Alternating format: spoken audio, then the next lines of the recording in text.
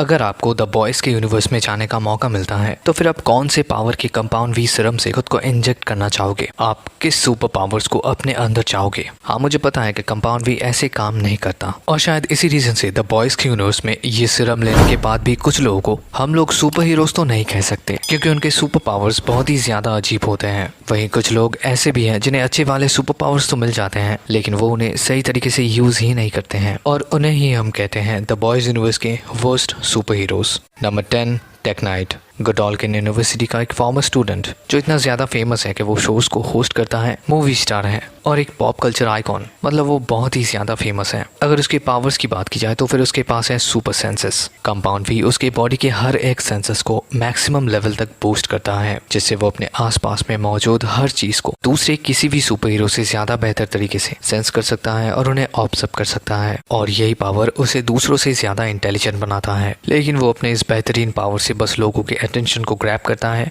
और एक नार्सिसिस्ट की तरह बस खुद से प्यार करता है।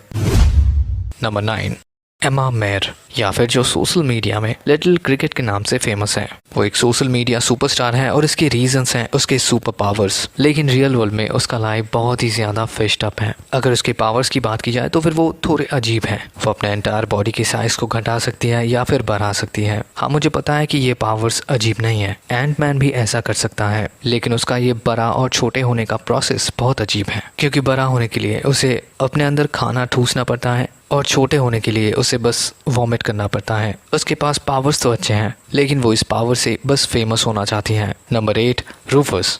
अगर ये एक्समैन के यूनिवर्स में होता तो फिर हम लोग इसे प्रोफेसर एक्स जूनियर बुलाते हैं, क्योंकि इसके पास साइकिक एबिलिटीज हैं। वो दूसरों के माइंड में घुस सकता है और उसे कंट्रोल भी कर सकता है। इस लेवल का पावर होना किसी भी इंसान को ए लिस्टर सुपर हीरो बना सकता है, जैसे कि एक्समैन में प्रोफेसर एक्स हैं। लेकिन ये लड़का इस लेवल के पावर्स को लेकर क्या करता है, वो लड़कियों को फंसाकर अपने रूम में ले जाता है, और फिर समझ ही सकते हो। पर अब शायद वो अपने करियर पर ही फोकस करेगा, क्योंकि जब वो मैरी मराओ को अपने रूम में ले जाता है तब मैरी उसके हथियार को काट देती है। अब भी जैसे कि उसके पास वो है ही नहीं, तो फिर वो मोह माया में घुसकर क्या करेगा। Number 7, Crimson Countess. एक जमाने में Crimson first super hero team Payback की मेंबर हुआ करती थी, लेकिन पैसे और पावर्स के लालच में डूबी हुई ये दीदी अपने टीम के हर एक मेंबर्स के साथ बिट्रे करती हैं और एक हिसाब से वही अपनी टीम को खत्म कर देती हैं। अगर उसके पावर्स की बात की जाए तो फिर वो अपने हाथों से बहुत ही पावरफुल फायर बॉल अटैक कर सकती हैं, लेकिन उसके हाथ ही उसके वीक पॉइंट्स हैं, क्योंकि अगर उन्हें कोई बांध देता है तो फिर वो खत्म,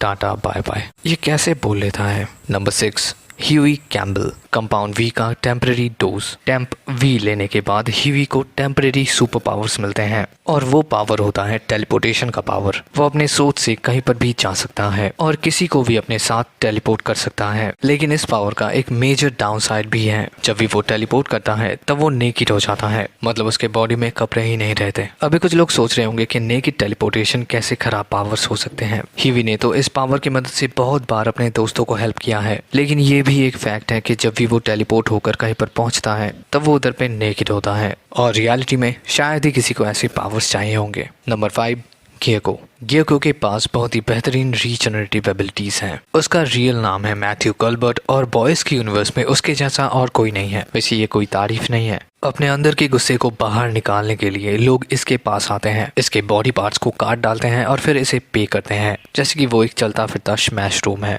लेकिन इधर पर ना ही बॉटल्स तोड़े जाते हैं और ना ही टीन के डिब्बे। यहाँ पर तोड़ा जाता है हाथ, पैर, नाक और जो चीजें एक ह्यूमन बॉडी में मिलता है और जिन्हें तोड़ा जा सकता है। अभी कुछ लोग सोच रहे होंगे कि रीजनरेशन किस तरीके से खराब पावर हो सकता है, तो ये कोई खराब पावर नहीं है। अगर हमारा बॉडी पार्ट कटने के बाद फिर से रीजनरेट हो सकता है तो फिर ये एक विन विन सिचुएशन है। लेकिन इसका मतलब ये नहीं है कि वो पूरी तरीके से इनवल्नरेबल है। बॉयज के यूनिवर्स में ज्यादातर सूप्स अपने ओपोनेंट को पूरी तरीके से डिस्ट्रॉय कर देने में यकीन रखते हैं, और उन सब के बीच ये रीजनरेशन को लेकर क्या करेगा। Number 4, TNT twins. असल में ये वंडर ट्विंस के पैरोडी कैरेक्टर्स हैं, थॉमस और ट्रेसा, जो अपने यूनिवर्स में फेमस हैं TNT ट्विंस के नाम से। पेबैक सुपर हीरो टीम के फॉर्मर मेंबर्स जो अपने एनिमीज को प्लाज्मा ब्लास्ट से खत्म करने के लिए फेमस थे। अपने अटैक्स को फॉर्म करने के लिए इन्हें एक दूसरे का हाथ पकड़ना पड़ता है। कुछ लोग सोच रहे होंगे कि ये एनर्जी ब्लास्ट का पावर किस रीजन से खराब पावर्स की कैटेगरी में आ सकते हैं, जबकि ये प्लाज्मा ब्लास्ट बहुत ही पावरफुल अटैक होता है। लेकिन तब क्या होगा जब दूसरे लोग इनके ऊपर अटैक करने के लिए आएंगे और ये दोनों एक दूसरे के करीब नहीं होंगे। मतलब एक मार खा रहा है और दूसरा शॉपिंग कर रहा है। ऐसे में ये पावर्स मीनिंगलेस हैं। अगर ये भाई बहन हमेशा एक साथ रहते हैं तो फिर ये दोनों बहुत ही खतरनाक हैं। लेकिन आज के ज़माने में कौन अपने भाई का हाथ पकड़ कर चलता है।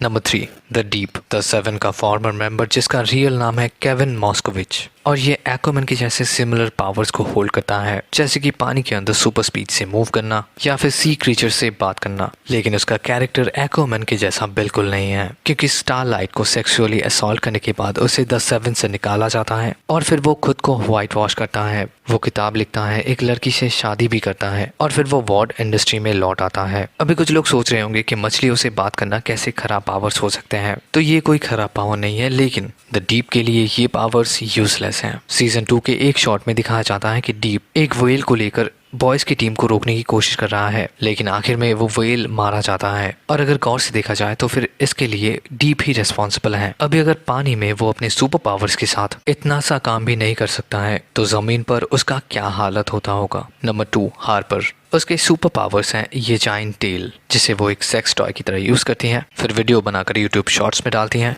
और फिर पैसे ही पैसे। मतलब लौंडे लपाटे तो बैठे ही हैं इसके लिए। साला मैं सोचता हूँ कि मेरे वीडियो में 1 लाइक कब आएगा, और ऐसे वीडियोस में व्यूज से ज्यादा लाइक्स आ जाते हैं। लेकिन जो भी हो, वीडियो में वापस आते हैं और नंबर 1 पोजीशन पे है the love sausage. Love sausage the boys के यूनिवर्स का बहुत ही यूनिक कैरेक्टर है, क्योंकि वो अपने एबिलिटी से अपने सेक्सुअल ऑर्गन्स को कंट्रोल कर सकता है। ऐसे तो हम भी कर सकते हैं, लेकिन वो अपने उस पर्टिकुलर बॉडी पार्ट को 25-30 फीट से भी ज्यादा लंबा कर सकता है। मतलब अगर हीरोगैज़म देखे हो तो समझ जाओगे। अभी कुछ लोग सोच रहे होंगे कि ये पावर्स कैसे वर्स्ट पावर्स हो सकते हैं। तो लव सॉसेज अपने ओपोनेंट्स को मारने के लिए अपने इस हथियार का यूज करता है। वो अपने एनिमी को अपने इस बड़े से जकड़ लेता है और फिर वो एनिमी दम घुट कर मर जाता है। लेकिन अभी इमेजिन करो, अगर उस एनिमी के पास लेजर अटैक का पावर होता तो फिर वो उसे और उसके पावर्स दोनों को ही यूजलेस बना देता।